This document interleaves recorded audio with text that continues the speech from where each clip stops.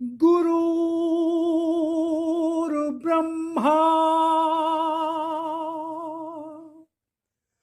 गुरुर्विष्णु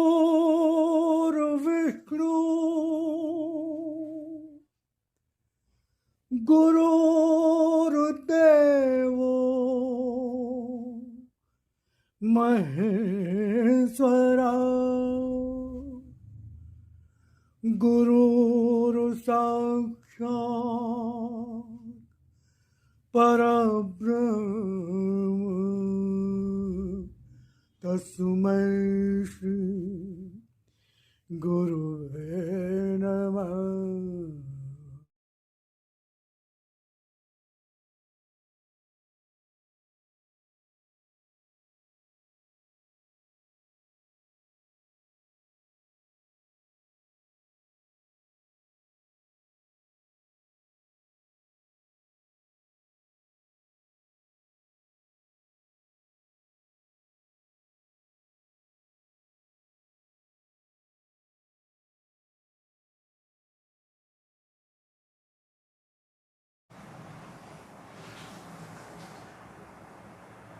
ओम श्री जयराम जी की आशा करता हूँ सब परिवार आप सकुशल होंगे। भगवत कृपा से भगवत चर्चा का अवसर प्राप्त हो रहा है आप सबके साथ। तो आज हम भगवान की वाणी शक्ति दर्शन की चर्चा करेंगे कि भगवान ने शक्ति दर्शन में क्या कहा। भगवान ने कहा दिव्यात्मा में दिव्यता का प्रकाश स्वयं शक्ति का दर्शन भी होगा।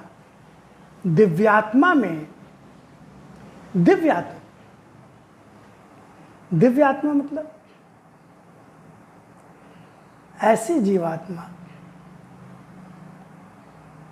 जो पूरी तरह से सत्य में जुड़ी हो, सत्य से जुड़ी,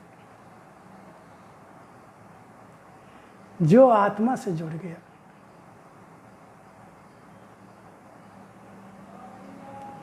जो एकमात्र सत्य को ही अपना मानता हो, सत्य के लिए जीना ही अपना धर्म मानता है, असत्य और धर्म का न तो कभी पक्ष लेता हो न सहारा लेता हो।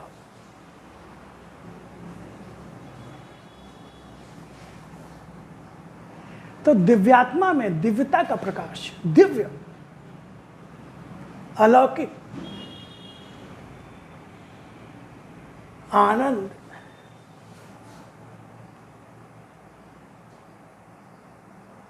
सबके प्रति प्रेम का भाव, अपनेपन का भाव,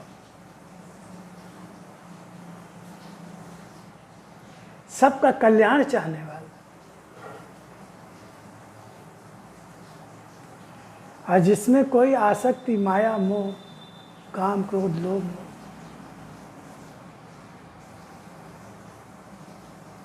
पर जिसका पूर्ण, जिस पर नियंत्रण हो गया।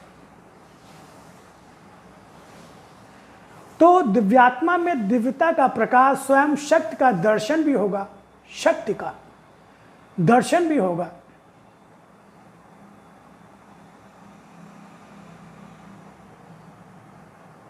और उसी आलोक में, यानी उसको देखकर, उसके संग से,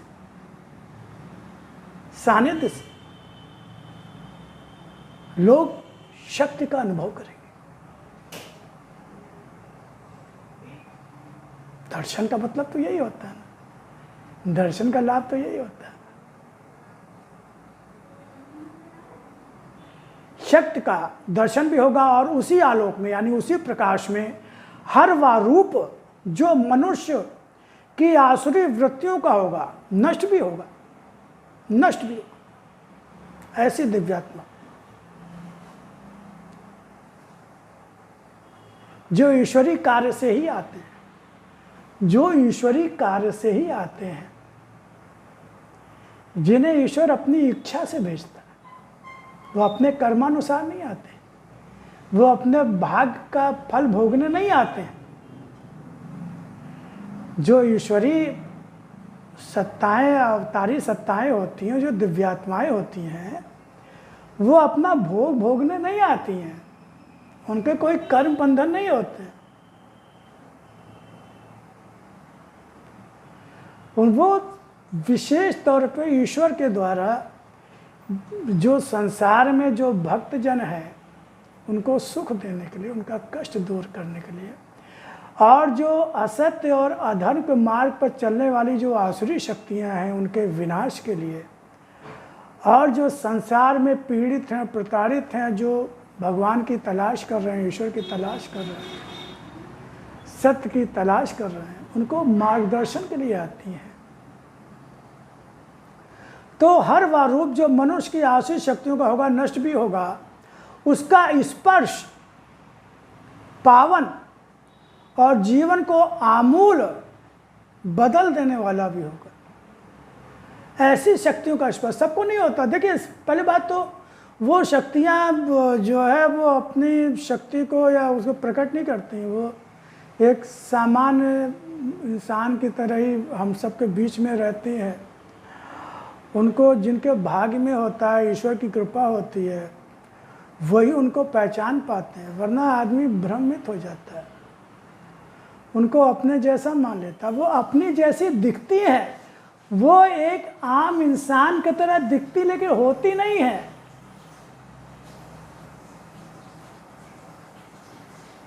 वो होती नहीं है।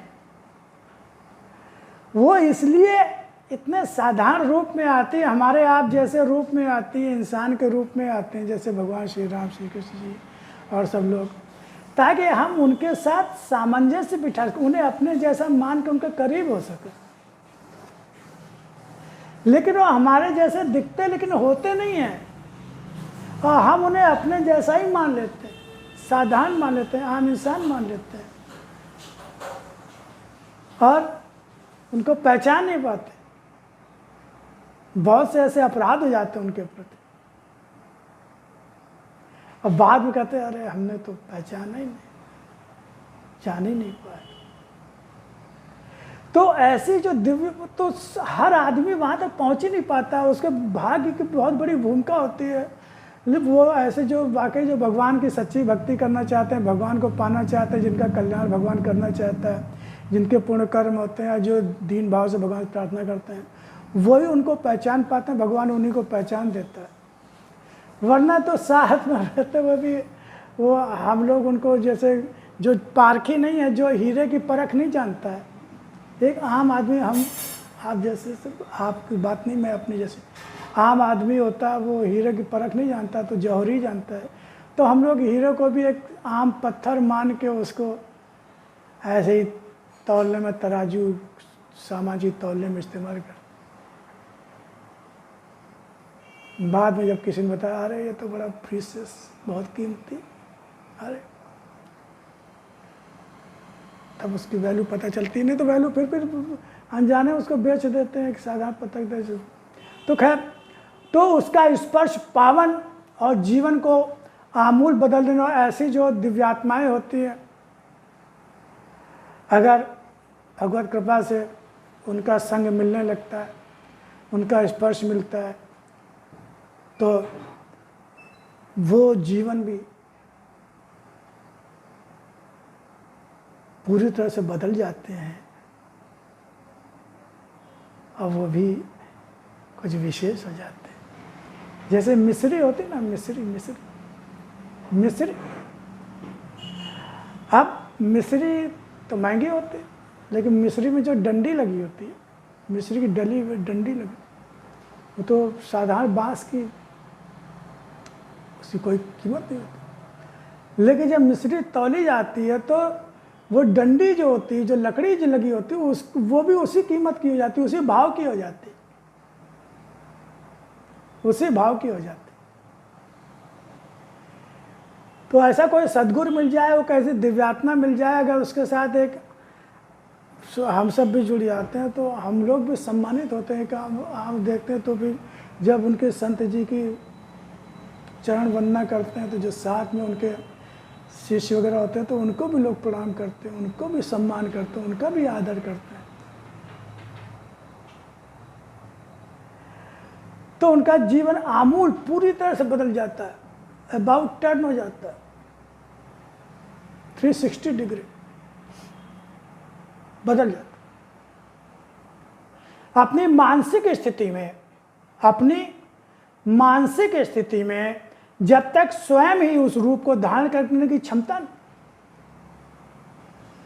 अपनी मानसिक स्थिति में जब तक स्वयं ही उस रूप को धारण करने की क्षमता नहीं, उसको देख पाने का प्रयत्न करना भी नहीं चाहिए।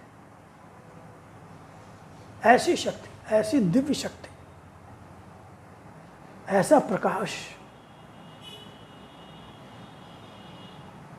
पहले वो पात्रता अपने में लाएं, वो साधना करें, योग करें, अपने जीवन को पहले वैसा बनाएं। भाई कोई भी हम अगर गंगा जल लेने जाते हैं ना तो पहले बर्तन को अच्छी तरह साफ करते हैं ना, बढ़िया से, भाई शुद्ध हो बर्तन, उसी में गंगा जल लिया जाए। होता है कि नहीं होता?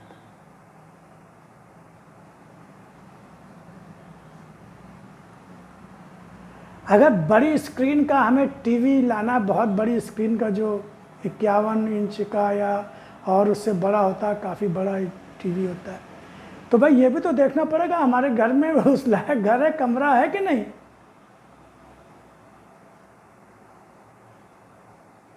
अब 6x8 के कमरे में आप वो इतना बड़ा टीवी लगाओगे तो कैसे काम चलेगा?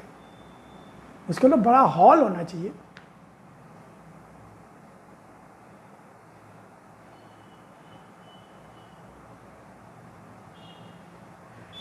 क्या शरीर उस शक्ति को झेल पाएगा?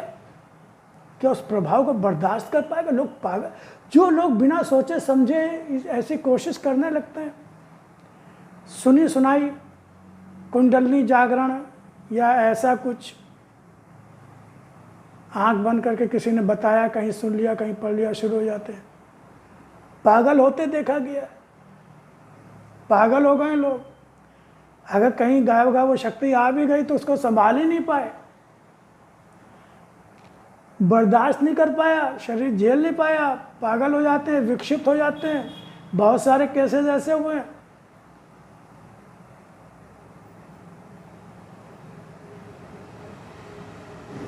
तो ये भगवान कह रहे हैं पहले अपनी मानसिक क्षमता को विकसित करो।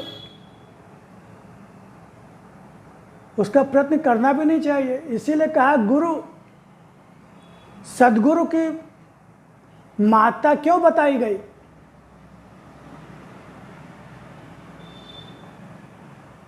कि जो उस रास्ते पे चल चुका हो, सब समझ चुका हो, देख चुका हो,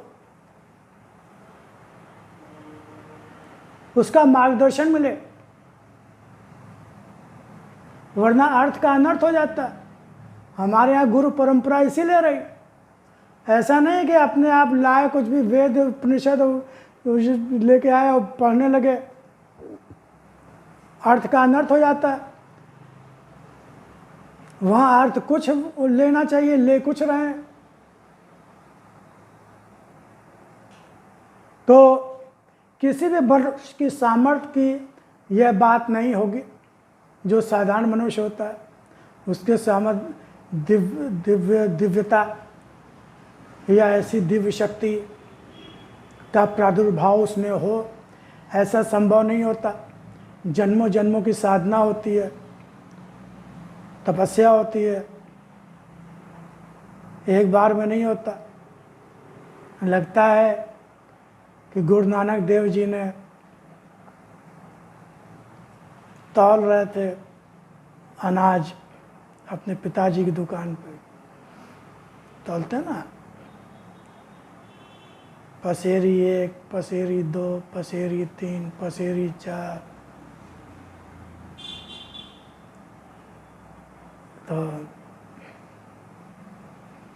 13, 11 पसेरी 11, पसेरी 12, पसेरी 13, इस तरह से।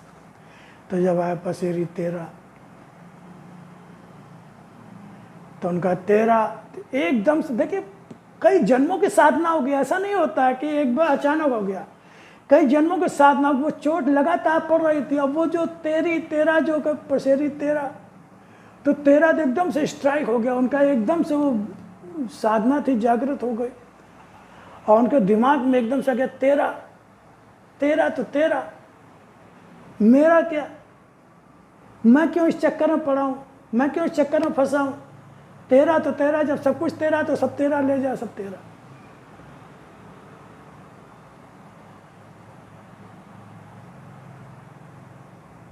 और वहां से उनके संतत्व का दिव्य प्रकाश फैलना शुरू हो गया। तो सब अचानक नहीं होते, एकदम से नहीं होता। हमको आपको नहीं मालूम, हम सब नहीं जानते हैं, हम तो उतने जानते हैं जो आंखों के सामने आया। तो किसी मनुष्य के सामर्थ्य की यह बात नहीं होगी, किसी का यह भाग भी नहीं होगा, किसी का यह भाग भी नहीं होगा। अंधकार को आलोक से भर देने की क्षमता वाला यह रूप अत्यंत शीघ्र आएगा, अत्यंत शीघ्र आएगा। अंधकार को प्रकाश, अंधकार अज्ञान का जो अंधकार, उस अज्ञान के अंधकार को दूर करने वाला, ऐसी क्षमता वाला यह रूप अत्यंत शीघ्र आएगा, अत्यंत शीघ्र आएगा। गुणकारी और अत्यंत ही प्रभावशाली होगा यह रूप, अत्यंत ही गुणकारी और प्रभावशाली होगा यह रूप। किसी दिव्यात्मा की ओर परमात्मा इशारा कर रहा है। जितना वो बता रहे हैं उतना ही हमें समझना है। अभी आएगा। अपनी मानसिक स्थिति को पहले इस योग्य बनाओ, अपनी मानसिक स्थिति को पहले इस योग्य, यही साधना होती है, साधना यही। अभी तो हम सब लोग छोटी छोटी बातों में परेशान हो जाते हैं, दुखी हो जाते हैं, सर दर्द करने लगता है, सर फटने लगता है, अनाप शनाप बोलने लगते हैं, उल्टा सीधा बोलने लगते हैं, कोई चीज़ बर्दाश्त नहीं होती है।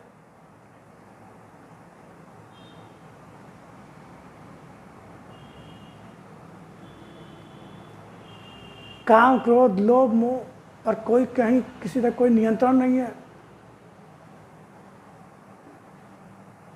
अपने भावनाओं, विचारों पर कोई कंट्रोल नहीं है, कर्मों पर कोई कंट्रोल नहीं है।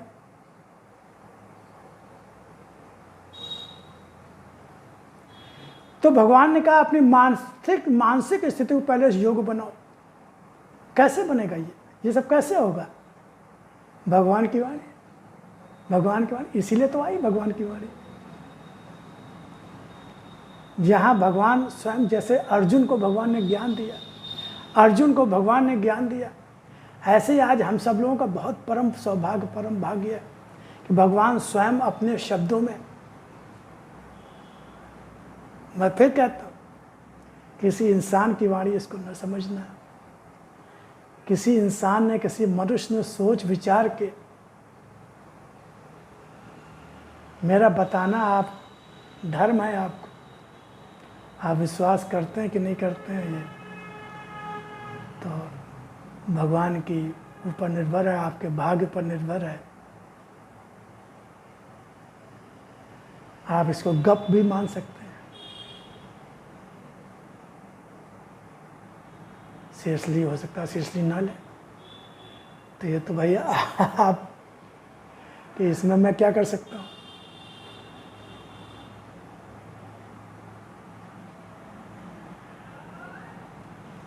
मेरे तो व्यक्तिगत अनुभव है,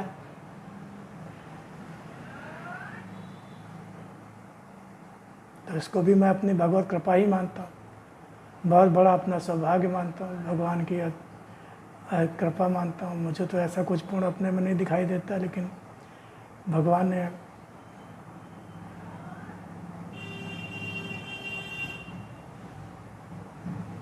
समझ में आया कुछ, भगवान ने समझाया। तो आपसे भी निवेदन है कि इसको एक एक अक्षर भगवान की वाणी का भगवान के श्रीमुख से निकला हो। जैसे गीता भगवान श्री कृष्ण के मुख से निकली, उन्हीं श्री कृष्ण की ही ये वाणी। कहा भी है उन्होंने कि आज मैं पुनः उसी गीता को जो मैंने महाभारत काल में कुरुक्षेत्र में अर्जुन को सुनाई थी, आज मैं तुम्हारे यानी देवी माँ के माध्यम से, क्योंकि आजकल का माहौल ऐसा है, किस पे भरोसा करें। जो सब भगवा वस्त्र पहने हुए अपने को साधु संत कहते हैं, बाबा कहते हैं, ये कहते हैं, वो कहते हैं, ठग रहा है। सबको मैं नहीं कहता, सबको मैं नहीं कहता। एक मछली सारे तालाब को गंदा करती है, लेकिन अब आदमी का तो विश्वास उठ जाता है। हमारे आपके अंदर अब शायद ऐसी दृष्टि नहीं है कि हम उनको परख पाएँ, जान पाएँ, हम उनके जाल में फंस जाते हैं। हमारी दुर्बलताओं का, हमारी संसारी जो कामनाएं, इच्छाएं, उनको आधार लेके अच्छा तुम्हें ये चाहिए, मिल जाएगा, वो चाहिए, मिल जाएगा, ये हो जाएगा, वो हो जाएगा। हम लोग दुखी होते हैं, परेशान होते हैं, उनकी बातों में आ जाते हैं और बाद में ठगे जाते हैं। तो भगवान ने कहा कि नहीं, कहीं किसी के पास जाने की जरूरत नहीं है। पढ़े लिखे का युग है ना। हम लोग कहते हैं कि कहीं लिखा पढ़ा हो, कहीं किताब में लिखा हो, कहाँ दिखाओ।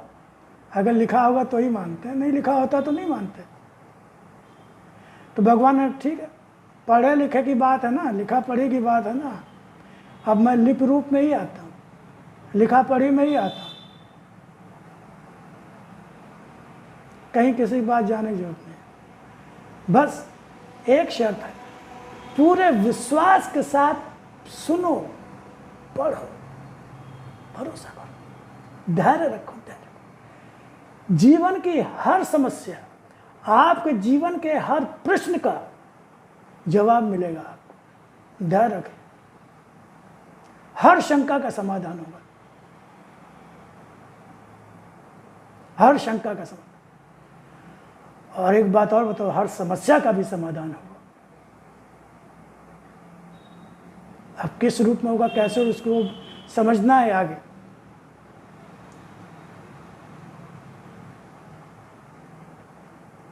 तो भगवान ने कहा अपनी मानसिक स्थिति को पहले योग्य बनाओ, तब आकांक्षा करो, कामना करो, कामना करो। भागीरथी गंगा को पृथ्वी पर लाना चाहते थे, अपने पुरखों को, सगर के पुत्र थे, तारने के लिए।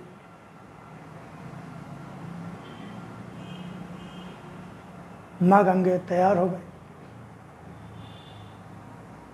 कहा मुझे संभालेगा कौन, मेरा वेग इतना तीव्र है जिसे कोई संभाल नहीं सकता।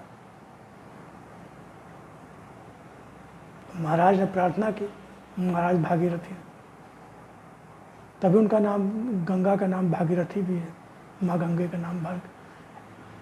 कि आप बताइए, क्या भगवान शंकर ही मुझे संभाल सकते? पर्वत से ही तो आई ना गोमुख, शंकर का जी, भगवान शंकर का शिव का निवास स्थान। खैर वो पुराण की कथा है, उसको और बहुत डिटेल में समझने की जरूरत है।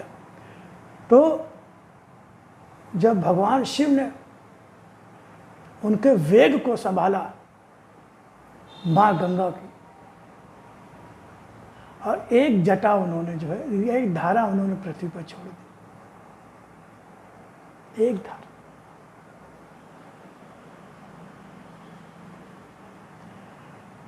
तो कामना करना ही पर्याप्त नहीं होता है। उस कामना की को संभाल, उसकी पूर्ति अगर हो भी गई तो उसको संभाल पाओगे क्या? क्षमता है कि उसकी क्षमता भी तो विकसित करो। लोग पैसा खूब कमाते हैं, लेकिन उसका इस्तेमाल ही नहीं जानते, उसका दुरुपयोग होने से शराब पीने लगते हैं, उल्टे सीधे काम करने लगते हैं। घर परिवार उसी पैसे की वजह से बर्बाद हो जाते हैं। पैसे की वजह से, पैसा एक बहुत बड़ा कारण बन जाता है बर्बादी का। और आध्यात्मिक क्षेत्र में तो पैसा, धन दौलत, संपत्ति ये एक बहुत बड़ा अवरोध है, एक तरह से दुर्भाग्य की तरह देखा जाता है, क्योंकि ये भगवान से अलग करता है। तो उस दिव्यता के दर्शन की आकांक्षा जो करते हो, पहले उसको मानसिक स्थिति को योग तो बनाओ। किसी के द्वारा भी क्या संभव है, किसी के द्वारा भी क्या संभव है सूर्य के ताप को सह पाना? किसी के द्वारा भी क्या संभव है सूर्य के ताप को सह पाना, अथवा उसके आलोक को आंख से पूरे का पूरा देख पाना? अब कोई सूर्य के ताप को समेटना चाहे, देखना चाहे, तो क्या संभव हो सकता है? क्या पॉसिबल है? क्या नहीं पॉसिबल है। उसके लिए उपकरण होता है, विशेष चश्मा होता है, उसके माध्यम से देखा जाता है।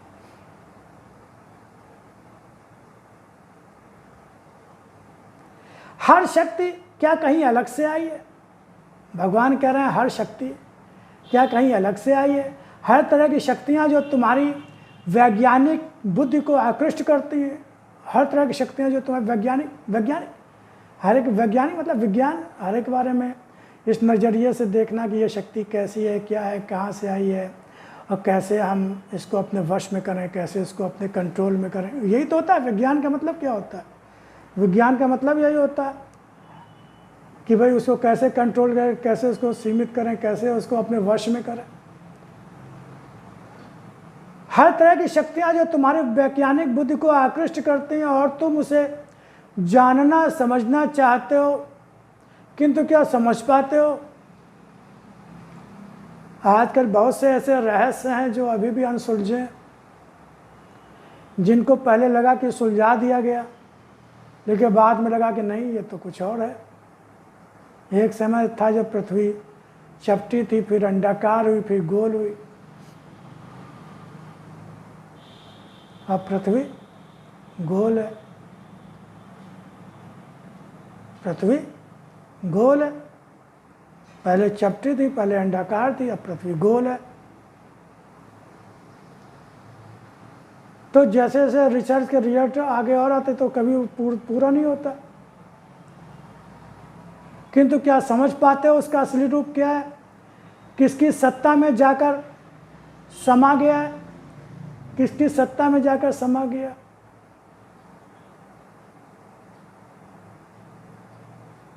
असली रूप क्या है? क्या प्रकृति को आज तक कोई जान पाया? क्या समझ पाया? क्या पहले से घोषणा होती है तूफान आने वाला है, सुनामी आने वाली है, सब कुछ पहले से, फिर भी वो अंदाज़ा नहीं हो पाता उसकी तीव्रता का, उसके वेग का, उसके विध्वंसक रूप का। आता है और तबाह करके चला जाता है, खड़े के खड़े लोग देखते रह जाते हैं। अभी भी दो तीन दिन पहले अमेरिका में कितना भीषण तूफान आया। इस सदी का सबसे बड़ा तूफान, इस सदी का सबसे बड़ा तूफान नहीं रोक पाए, नहीं संभाल पाए, उसके नुकसान से नहीं बच पाए, जबकि अमेरिका विश्व का सबसे शक्तिशाली देश, सबसे समृद्ध देश,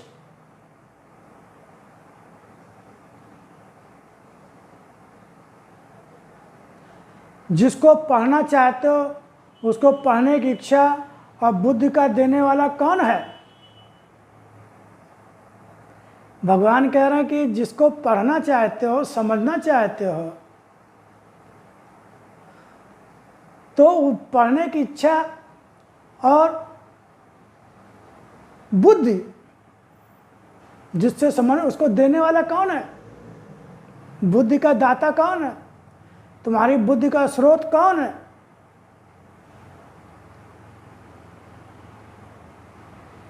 जो हर एक पा नहीं सकता, हर एक को मिल नहीं सकता।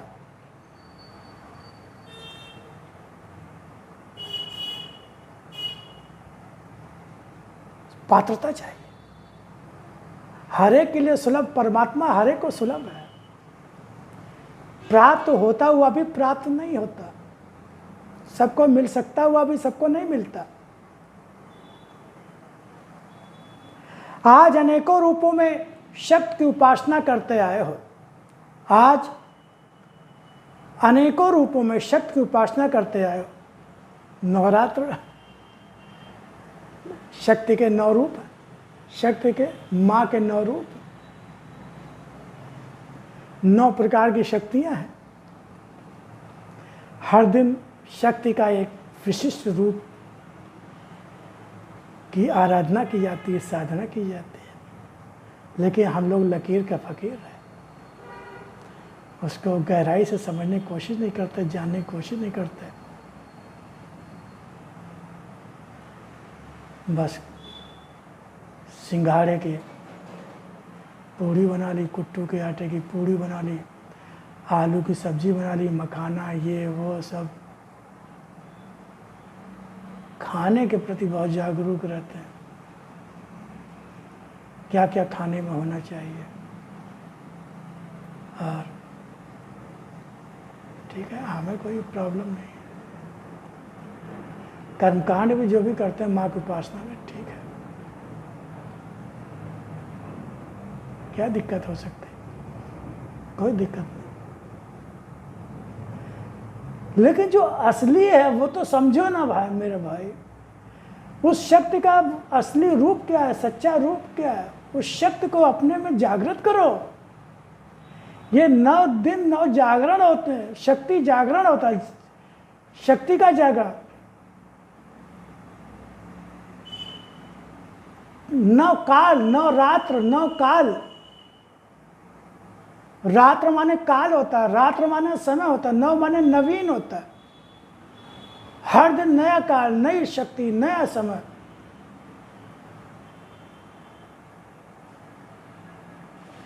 वरना पूरे जीवन नवरात्र रखेंगे और कुछ खास नहीं मिलेगा मेरे भाई, कुछ विशेष नहीं मिलेगा।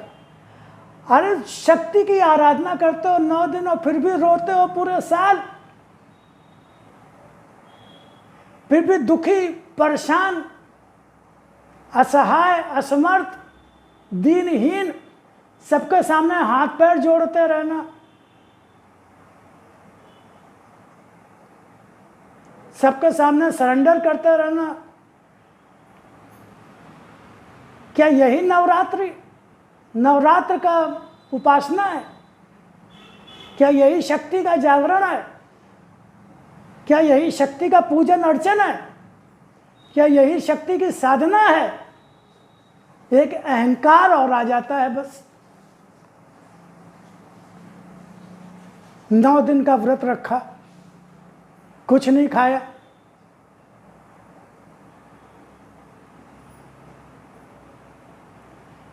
कुछ लोग होते हैं जो वाकई कुछ नहीं खाते, बाकी तो सब खाते हैं और अच्छा खाते हैं और बढ़िया खाते हैं, कुछ कुछ तो और ज़्यादा खाते हैं। मैं आलोचना नहीं करता, मैं व्रत उपवास की आलोचना नहीं करता हूँ, ना मैं खंडन करता हूँ, ना विरोधी हूँ। मैं आपको बार बार बता रहा हूँ, इसका मतलब ये मत लीजिए कि मैं विरोधी हूँ। मैं बस सही तरीका, सही ढंग से करने की बात कह रहा हूँ, ताकि आप जब इतना सब कुछ करते हो तो उसका लाभ भी तो मिले आपको। अहंकार तो और गड़बड़ करता है। अरे रावण का अंत तो अहंकार की वजह से, वो तो महाज्ञानी था, पंडित था, ज्ञाता था। वो किस चीज की कमी थी, उसको पतन हुआ उसका। भगवान शिव से बड़ा भक्त और कौन हो सकता है? लेकिन अहंकार के कारण भगवान शिव ने भी उसकी रक्षा नहीं की, मां भी रक्षा नहीं करेगी।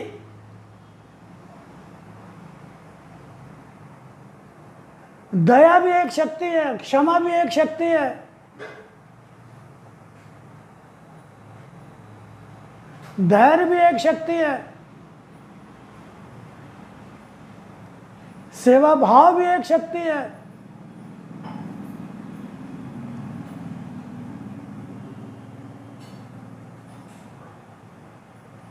करो, जरूर करो, लेकिन समझ के करो।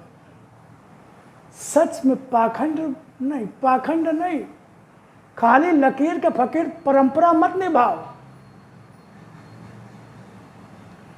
परंपरा निभाना है, निभाइए, जरूर निभाइए, लेकिन समझ के निभाइए। हमारे यहाँ ऋषि मुनियों ने सब ये बनाया तो ये ऐसे ही नहीं बना दिया, सब वैज्ञानिक आधार है, वैज्ञानिक कारण है। इसके बहुत बड़े लाभ हैं, फायदे हैं। शरीर के ऋतु को लेकर, शरीर के स्वास्थ्य को लेकर, आंतरिक शक्ति के जागरण को लेकर, आध्यात्मिक शक्ति के जागरण को लेकर, मानसिक और शारीरिक शक्ति के जागरण को लेकर, ये सब बहुत महत्वपूर्ण है, जरूरी है। लेकिन अगर समझ के नहीं करेंगे, ठीक से नहीं करेंगे, सही ढंग से नहीं करेंगे, तो फिर यही भ्रम पैदा होगा कि इतना सब कुछ करते हैं लेकिन कुछ रिजल्ट क्यों नहीं मिलता, जीवन में बदलाव क्यों नहीं आता, जीवन में परिवर्तन क्यों नहीं आता, हमारे दुख दूर क्यों नहीं होते, हमारे कष्ट दूर क्यों नहीं होते। फिर माँ को ही दोषी मानने लगेंगे कि इतनी पूजा करते हैं, इतनी आराधना करते हैं, देवी जागरण करते हैं, नवरात्र का उपवास रखते हैं, माँ ने हमको क्या दिया, माँ ने हमसे क्या मिला, माँ को ही दोष देंगे। 9 दिन नहीं कुछ खाएंगे, बाकी के सारे दिन हमारे अपने को मांसाहार करेंगे, अंडा खाएंगे, मुर्गा खाएंगे, बकरा खाएंगे, भैंसा खाएंगे। जो खाते हैं उनकी बात बता रहा हूँ मैं, जो नहीं खाते उनको प्रणाम है मेरा। बहुत अच्छी बात, बहुत अच्छी बात। लेकिन जो 9 रात्र 9 दिन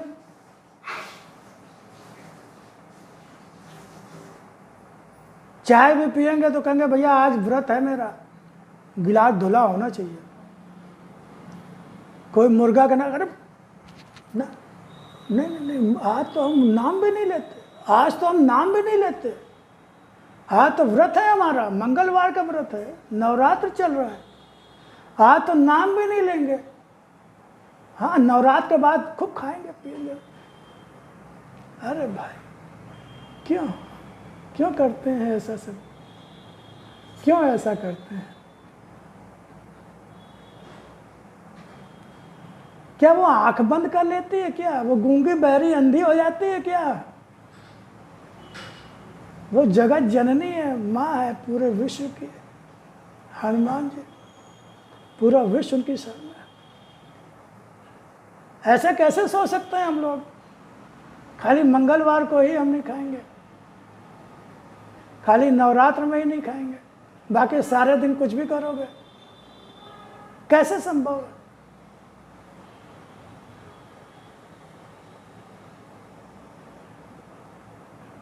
क्या बच्चे नहीं रहते क्या?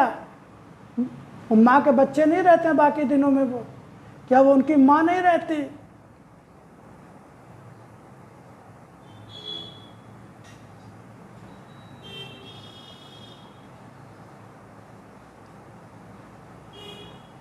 आत्मवत् सर्वभूतेषु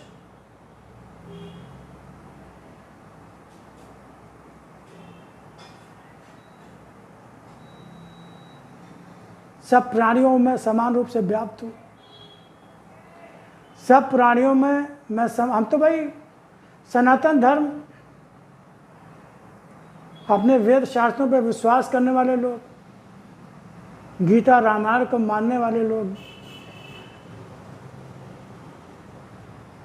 भगवान श्री कृष्ण का सब में मुझे आत्मा रूप में देखो, सब में मैं आत्मा रूप में व्याप्त हूँ। तो जिनको हम मारते हैं, खाते हैं, जिनका मांस खाते हैं, अगर हमारे बच्चों को कोई मार मार के खाने लगे तो कैसा लगेगा? कैसा लगेगा?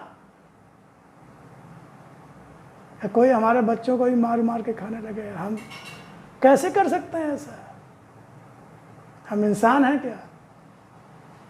अगर किसी का दुख दर्द समझ में नहीं आता, किसी की पीड़ा समझ में नहीं आती,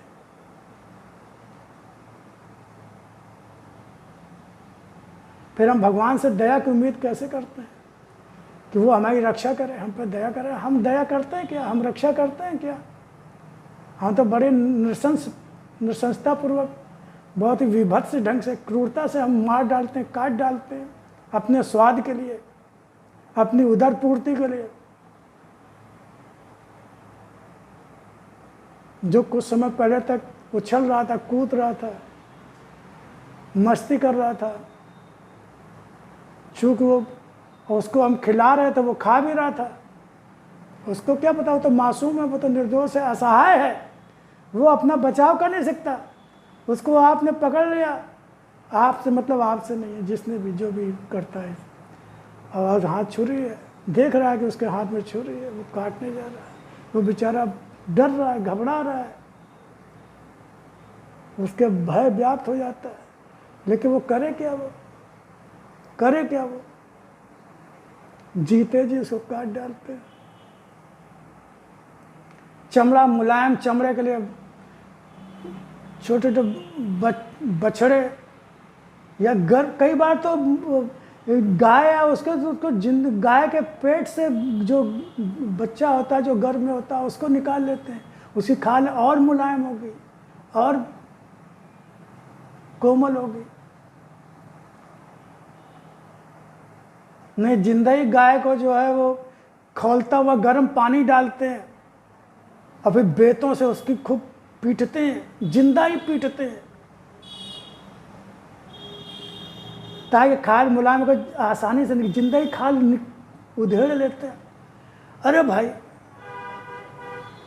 कैसे?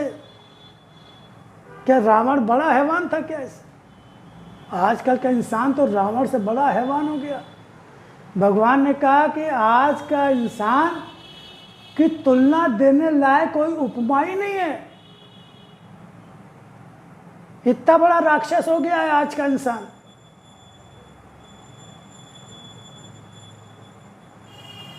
हम सब लोग देखते हैं।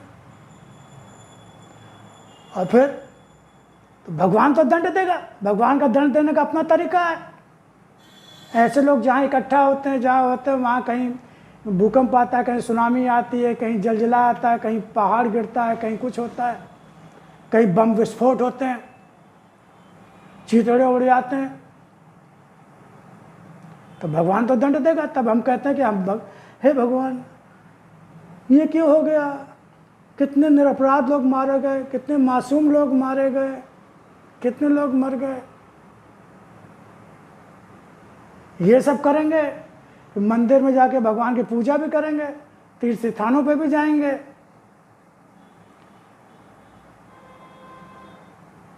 तीर्थ स्थानों पर भी भूकंप आएंगे, तीर्थ स्थानों जल प्रलय होगी, बाढ़ आएगी, केदारनाथ जैसी घटनाएं होंगी,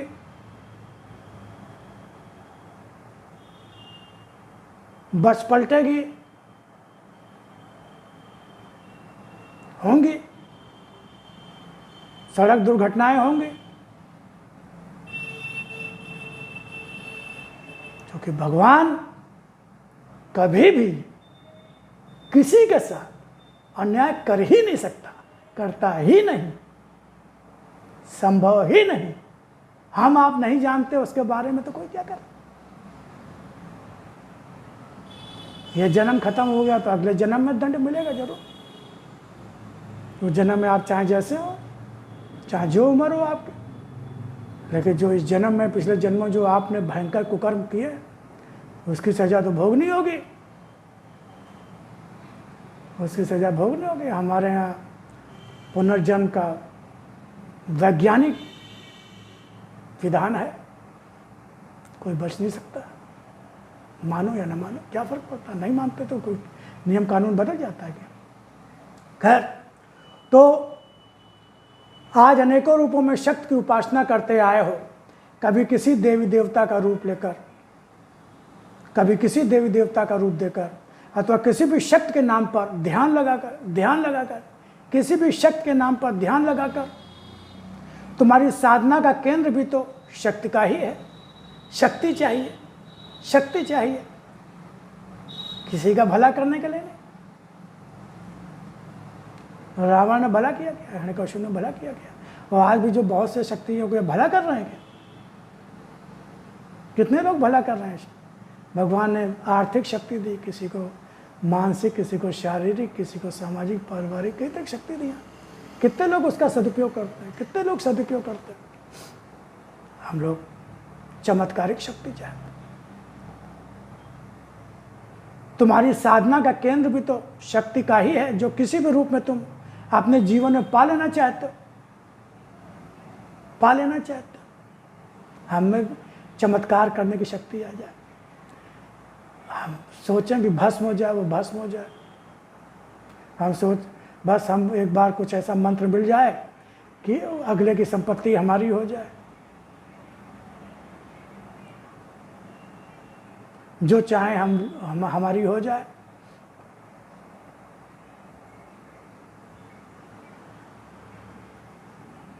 पूरी दुनिया में सबसे शक्तिशाली हो जाए, सबके मालिक बन जाए। और पा लिया मानते हो, पा लेना चाहते हो, पा लिया मानते हो। विभिन्न तरीकों की जादूगरी या कर्तव्य को देखकर भी उन्हें सिद्ध मानते हो। जादूगरी कर्तव्य दिखाने वालों को सिद्ध मानते हो। जादूगरी और वो तो ट्रिक होती है। वो हमको कुछ ऐसा समझा देते हैं सब कि ये जो हो रहा है वो सही हो रहा है, हमारी दृष्टि को प्रभावित कर लेता है। तो जादूगरी या कर्तव्य को देखकर भी उन्हें सिद्ध मानते हो और समझते हो कि उन्हें निश्चित रूप से शक्ति प्राप्त हो गई। निश्चित रूप से शक्ति प्राप्त हो। बहुत से केमिकल से मिलाओ तो वो खून की तरह बन जाता है। जैसे नींबू काटो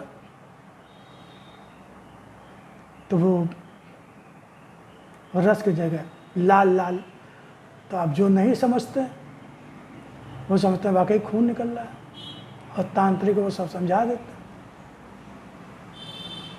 असली भी होता है, नकली भी होता है। हम ये नहीं कहते कि सब नकली, लेकिन अधिकांशतः नकली होता है। असली इतनी आसानी से मिलते कहाँ? केमिकल्स होता है, ऐसे बहुत सी चीज़ें होती हैं, बहुत चीज़ें होती हैं। पानी में आग लग जाती, कहीं कुछ हो जाता है, कहीं कुछ। ये सब ट्रिक होती है, जादू होता है, केमिकल्स का प्रभाव होता है। किसी भी चमत्कार में शक्ति नहीं होती। भगवान क्या कह रहे हैं? भगवान कह रहे हैं किसी भी चमत्कार में शक्ति नहीं होती है।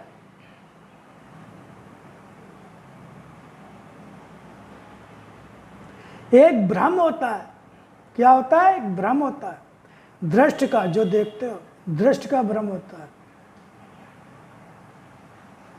हमारी दृष्टि में वो सत्य देखने की क्षमता नहीं होती। भगवान ने जब अपना दिव्य रूप अर्जुन जी को दिखाया तो पहले उन्होंने अपनी दिव्य दृष्टि दी, दिव्य दृष्टि, तब वो दिव्य रूप देख पाए।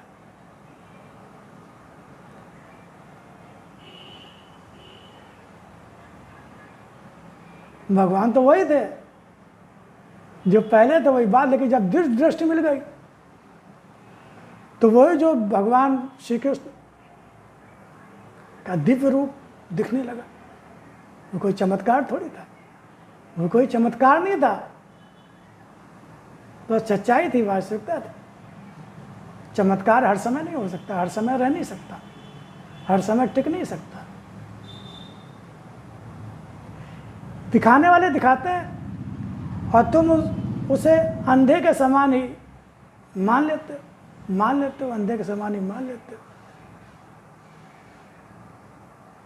उनके भक्त बन जाते हो, उनके फॉलोअर बन जाते हो, उन्हें बहुत बड़ा संत महात्मा मानने लगते हो, और जो भी अपनी जमा पूंजी होती है सब उठा देते हो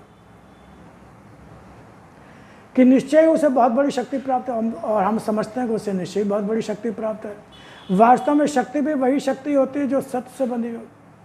सत्य, चमत्कार कभी संसार को पाने के लिए नहीं होता, असत्य को पाने के लिए नहीं होता, भगवान के विधान को बदलने के लिए नहीं होता, भगवान के विधान को बदलने के लिए नहीं होता।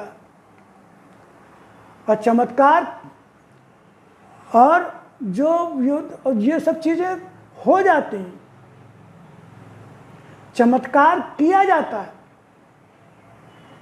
लेकिन जो वास्तविक शक्ति होती है वो अपने आप काम करती है। जैसे किसी ने कहा कि तुलसीदास जी ने किसी को जिंदा कर दिया, है ना, सुना, आप सब लोगों ने सुना कि तुलसीदास जी ने एक मरे हुए व्यक्ति को जिंदा। ये कोई चमत्कार नहीं था, चमत्कार नहीं था, वो भावी थी कि उनके मुख से निकल गया कि सौभाग्यवती भव, स्त्री को बोल दिया तो उसने कहा कि आपने तो सौभाग्यवती कह देगा, मेरे पति तो मर गए।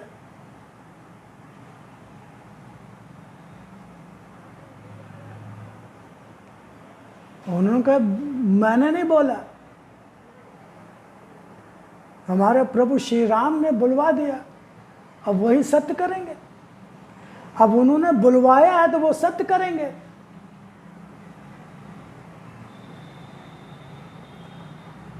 तो उन्होंने भगवान से प्रार्थना की, भगवान अब आप ही ने तो बुलवाया, अब ये तो लाज की बात हो गई, ये तो मेरे ही नहीं आपके सम्मान की भी बात हो गई है। मैं तो आपका भक्त आपकी शरण में हूँ।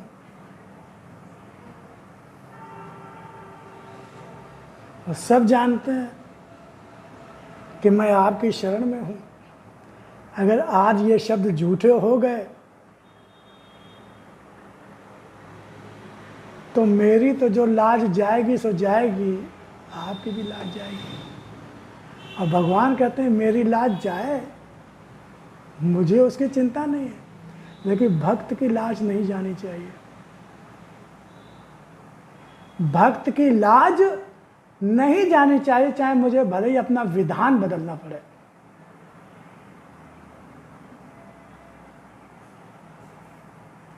तो तुलसीदास जी ने कोई चमत्कार नहीं किया, उन्होंने सोच के नहीं बोला था कि मुझे चमत्कार दिखाना है।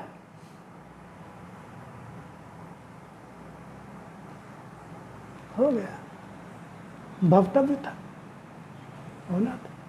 भगवान अपने भक्त की महिमा भी कभी कभी ऐसे ही प्रकट करते हैं ना। अपने भक्त को कैसे वो मशहूर करेंगे, कैसे भक्ति की शक्ति दिखाएंगे कि भक्त में कितनी शक्ति होती है, भक्त का क्या मतलब होता है, भक्ति का क्या मतलब। तुलसीदास जी की ऐसी इच्छा नहीं थी कि मैं कोई चमत्कार दिखाऊं, मेरी महिमा बढ़ जाए, मेरा वो हो जाए। यही उन्होंने कहा भी। खैर, तो तुम उसे अंधे के समान ही मान लेते हो कि निश्चय ही बहुत बड़े शक्ति प्राप्त है। वास्तव में शक्ति भी वही शक्ति होती है जो सत्य से बंधी है। वास्तव में शक्ति वही होती है जो सत्य, सत्य यानी परमात्मा, सत्य यानी जो कभी नष्ट नहीं होता, हमेशा रहती है, हमेशा पूर्ण रहती है, उसमें कभी कमजोरी कोई कमी नहीं आती है, हर समय है, हर जगह है। सत्य के द्वारा अर्जित हो, सत्य के द्वारा अर्जित हो, अथवा स्वयं सत्य की ही शक्ति हो, सत्य की ही शक्ति हो, सत्य के द्वारा अर्जित हो। सत्य के उससे सांसारिक लोभ मोह काम क्रोध और मान सम्मान यश प्रतिष्ठा और नाते रिश्ते वाली बात कोई होती नहीं है। और उसमें भी स्थायित्व स्थायी हो। ऐसा ना आज चमत्कार अब दिखा दिया अब खत्म हो गया ना, ऐसा नहीं होता। अस्थायी और नष्ट हो सकने वाली अथवा नष्ट की जा सकने वाली शक्ति वास्तव में शक्ति नहीं होती है। जो अस्थायी हो, जो नष्ट हो जाए, जिसको नष्ट किया जा सके, भगवान कह रहे हैं वास्तव में शक्ति नहीं होती है, नहीं होती। दिखाते हैं, बाद में वो खत्म हो जाता है। यह होती हैं धरातल की भौतिक शक्तियाँ। भगवान क्या कह रहे हैं, ये सब क्या होता है, जो जादूगरी और ये सब चमत्कार ये सब होता है, ये क्या होता है, ये धरातल की भौतिक शक्तियाँ होती हैं जो मनुष्यों के लिए शक्ति के नाम पर, जो मनुष्यों के लिए शक्ति के नाम पर शक्ति का एक बहुत बड़ा भ्रम होती हैं, शक्ति का एक बहुत बड़ा भ्रम होती हैं, शक्ति का एक बहुत बड़ा भ्रम होती है। और मनुष्य उन्हें ही जीवन का आधार स्वयं मान बैठता और ठगा जाता है, स्वयं मान बैठता और ठगा जाता है। बहुत से लोग ठगे जाते हैं। बहुत से लोग ठगे जाते हैं। तंत्र मंत्र की लोग बहुत सी शक्तियाँ पा लेते हैं, भौतिक शक्तियाँ होती हैं, उनका अंत बहुत बहुत खराब होता है। तांत्रिकों का अंत बहुत खराब होता है। मैंने अपने गुरुदेव से सुना, जाना, समझा, क्योंकि गुरुदेव के कई अनुभव थे। उन्होंने बहुत करीब से, नज़दीक से सब चीज़ों को समझा था, जाना था। तांत्रिकों का अंत और आने वाले जन बिगड़ जाते, खराब।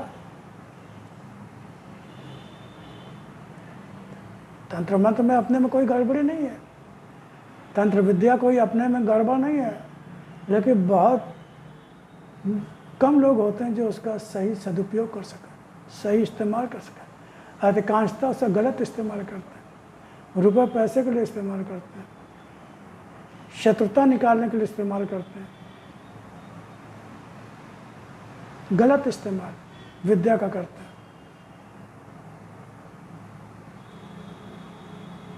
अगर सही अर्थों में सही शक्ति का अर्जन करे और इसी को अपना आधार बना ले, सही अर्थों में समझ के, सही शक्ति का भी चुनाव सही होना, सही शक्ति का। शक्तियाँ तो बहुत सी प्रकार की होती हैं। सही शक्ति का अर्जन करे और उसी को अपना आधार बना ले, तो जीवन हर बाधा और आक्रामक शक्तियों के द्वारा गिराया और तोड़ा ना जा सके, गिराया और तोड़ा ना। अब भगवान से जो प्रेम की शक्ति होती है, भगवान से जो भक्ति की शक्ति होती है, उससे कोई अनुपम और महान शक्ति कोई हो सकती है क्या? अब हनुमान जी के पास कौन सी शक्ति थी? भक्ति की शक्ति तो थी। हनुमान जी के पास भक्ति की शक्ति तो है। जो भगवत प्रेम, जो आराध्य के प्रति, भगवान श्री राम के प्रति जो उनका जो अगाध प्रेम है, जो उनका संबंध है, वो तो अजय अमर शक्ति है, अतुलनीय शक्ति है। इससे बड़ी महाशक्ति और क्या हो सकती है? सारी शक्तियाँ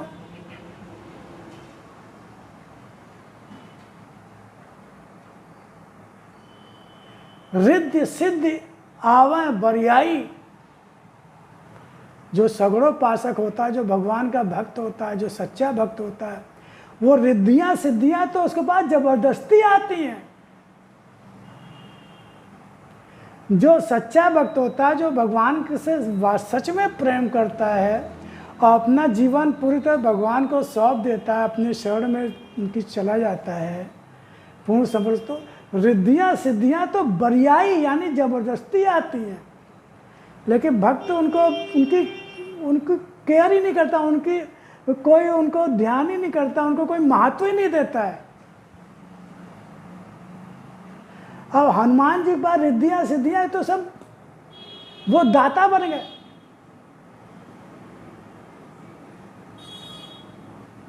रिद्धि सिद्धि के दाता। तो भक्ति से ही तो सब कुछ उन्हें मिला ना भाई। हनुमान जी के पास जितना भी जो कुछ है, जिसका वर्णन नहीं किया जा सकता, वो सब भक्ति का फल ही तो था, भक्ति का परिणाम ही तो था। तो भक्ति से बड़ी और कौन सी शक्ति हो सकती है? तो जीवन हर बाधा और आक्रामक शक्तियों को द्वारा गिराया व तोड़ा नहीं जा सके। अदम्य और अनंत, अदम्य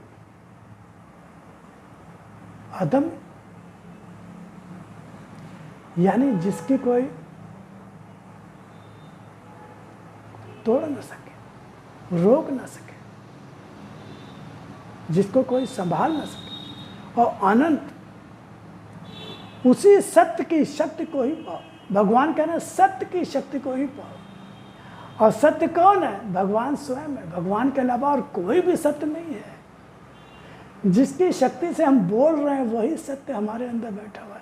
जिसकी शक्ति से सुन रहे हैं, जिसकी शक्ति से देख रहे हैं, जिसकी से चल फिर रहे हैं, सारी सृष्टि, सूर्य, तारे, चांद सब चल रहे अपना अपना काम कर, धरती पेड़ पौधे सब पूरी सृष्टि, वही सत्य है, वही परमात्मा सत्य है। भगवान कह रहे उसी पाओ।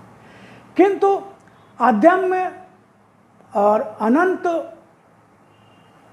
की शक्ति, जिसका कोई पारावार ना हो, जिसको कोई सीमा ना हो, जिसको कोई संभाल ना सकता हो, पाने के लिए स्वयं को पहले असत से मुक्त करना। क्या कहा? असत, यानी जो माया, मोह, कामना, स्वार्थ, लोभ, आसक्ति, अपना पराया, शरीर को, संसार को, रिश्ते नातों को, रुपए धंधों को अपना मानना और सिर्फ अपने लिए इस्तेमाल करना, अपने लिए उपयोग में लाना, इसका ये सब असत्य है। इस सब को छोड़ना होगा मन से, तन से नहीं। भगवान ने तन से संसार छोड़ने, जंगल जाने के लिए नहीं कहा, घर परिवार छोड़ने के लिए नहीं कहा, स्त्री पति पत्नी पुत्र परिवार नौकरी व्यापार छोड़ने के लिए भगवान ने नहीं कहा है। ज्ञान से छोड़ो, मन से छोड़ो, तन से नहीं, मन से छोड़ो, जिसको कहते हैं वैराग्य, निवृत्त। प्रवृत्ति से निवृत्ति की ओर जाना है, प्रवृत्ति से निवृत्त की ओर जाना। कामनाओं की जो बाढ़ है हमारे मन में, सब संसार की तो है। ऐसा हो जाए, वैसा हो जाए, ये हो जाए, वो हो जाए, लड़के की नौकरी लग जाए, उसकी शादी हो जाए, उसका ब्याह हो जाए, मकान बन जाए, थोड़ा करोड़ों रुपया आ जाए, ये हो जाए, वो हो जाए, ये सारी कामनाएं तो। कर्म करो ना भाई, खाली कर्म करो। अरे कर्म करोगे तो सब होगा। जो इच्छा करो या ना करो, जो होना होगा वो होगा, जो नहीं होना होगा वो नहीं होगा। इच्छा करो चाहे ना करो, कामनाएं करो चाहे ना करो। अगर बीज जमीन में चला गया है तो पौधा बनेगा ही बनेगा, फल आएगा ही आ गया। तो कर्म हो रहा है तो आप कर्म करो ना भाई। कामनाओं को, ये इसी का अभ्यास करना साथ, ऐसे एकदम से नहीं होगा। मैं जानता हूँ, मुझे पता है एकदम से नहीं होगा। अनेक जन्मों का अभ्यास पड़ा होगा। इसी को साधना है, इसी का अभ्यास करना है।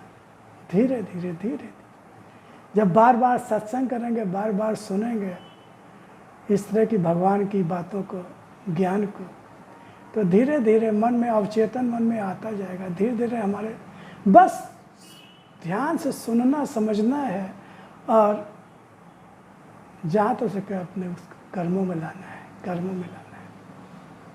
काम सब करना है, काम करो, काम करने की मनाही नहीं। कामनाओं के त्याग की बात। अरे भाई, आप तनख्वाह की इच्छा करो ना करो, अगर आप महीने के 30 दिन ऑफिस जाओगे तो तनख्वाह तो मिलेगी ही मिलेगी ना। क्या अधिकारी पूछेगा आपसे, भैया तुम कामना किए थे क्या तनख्वाह की? नहीं, कामना तो नहीं करते, ठीक है, तनख्वाह नहीं मिलेगी।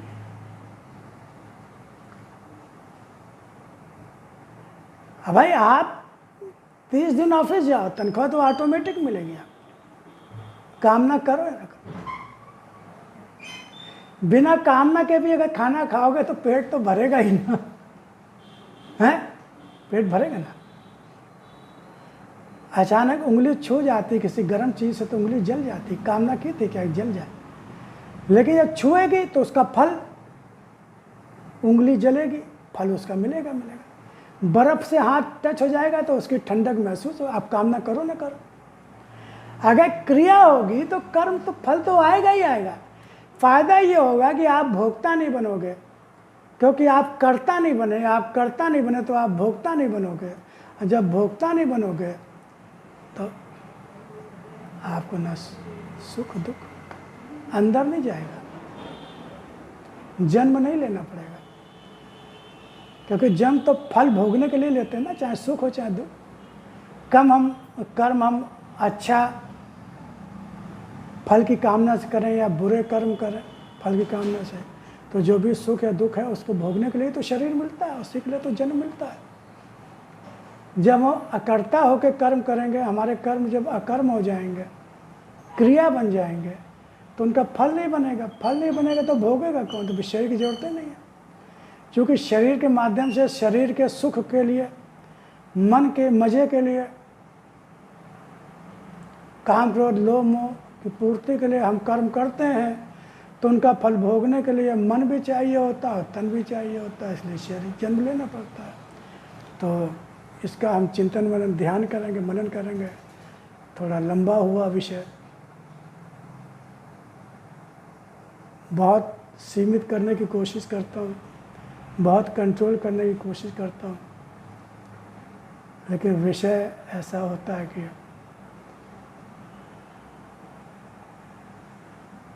हम सबको स्पष्ट हो सके। तो ठीक है, इसका चिंतन मन ध्यान करेंगे और फिर नए भगवान की वाणी के अंश को लेकर आएंगे। तब तक के लिए ओम शिव, जय राम जी।